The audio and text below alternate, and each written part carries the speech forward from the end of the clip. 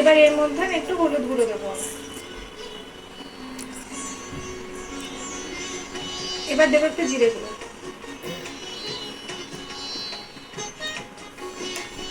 এবার একটু আমাকে চিনি দেবে। এবার একটু নুন লাগবে আমার।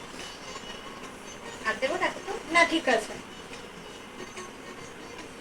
এবার এর মধ্যে আমি ম্যারিনেট করা ইলিশ মাছগুলো দিয়ে দেবো।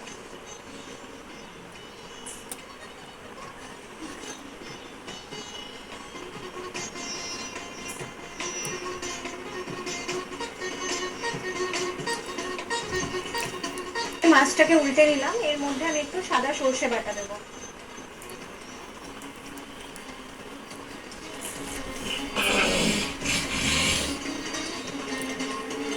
এবার এর মধ্যে আমি একটু জল দেবো।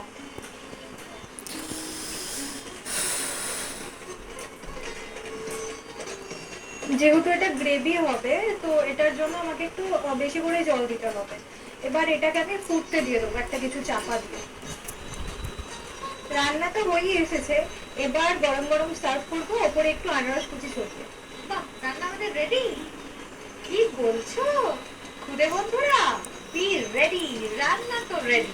রান্না আমরা সুন্দর করে পরিবেশন করে ফেলবো। আমরা পরিবেশন করতে থাকছি, তোমরা নিয়ে নাও একটা খুদে